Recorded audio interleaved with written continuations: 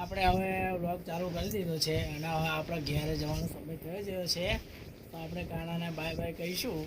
તો આપણા વ્લોગમાં બન્યા રહેજો મિત્રો, અને જય શ્રી રામ લખજો. તમે કોમેન્ટમાં યાર જય શ્રી રામ નહીં લખતા. કાનાને બાય બાય કહેવાનો સમય થઈ ગયો છે એમની મમ્મીને બેને. તો આપણે હવે નીકળીશું આપણા ઘરે. તો આપણો વ્લોગમાં બન્યા રહેજો. તો તમે બાય બાય કહી દો કમેન્ટમાં. હવે મળશું ફરી વાર. તો આપણે હવે નીકળીશું. જો આપણો કાનો છે એની મમ્મી છે, તમે જુઓ કાનો સૂઈ ગયો છે પણ બાય બાય કહેતો નહીં આપણને. એની મમ્મી એકલી કહે તો કહી દો બાય બાય, આવજો મિત્રો.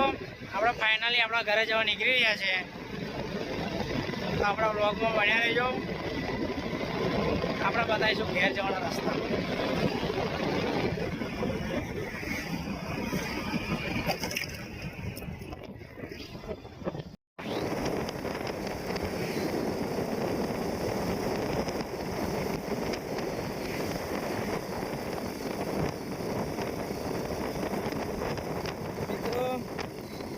સુરત દાદા હવે હાથામાની તૈયારી છે.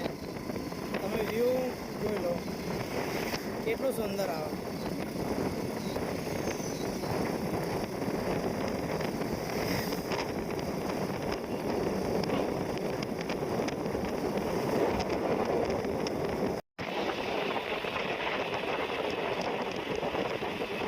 તો મિત્રો સાંજનો વ્યૂ કેવું લાગે છે?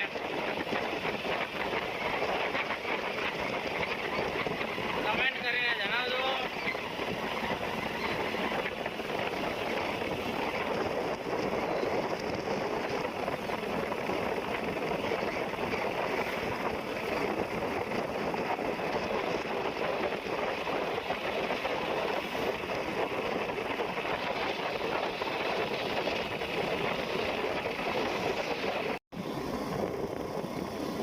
તો મિત્રો ફાઇનલી આપણે ઘરે પહોંચી જવા છે.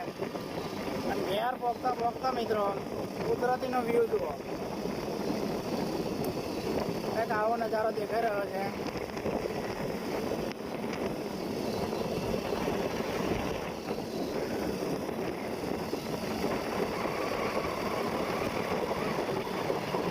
આ છે મિત્રો ધર્મજ ખંભાત હાઈવે. બહુ જોરદાર રોડ બનાવી દીધો છે મિત્રો. હવે ટૂંક જ સમયમાં આપણે આપણા ઘરે પહોંચી જઈશું.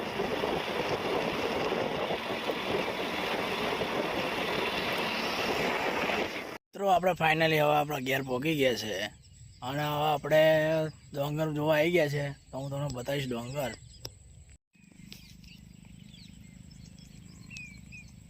તો મિત્રો જુઓ આપણે ડોંગર 3-4 દિવસ થઈ ગયા હતા આપણે જોયા.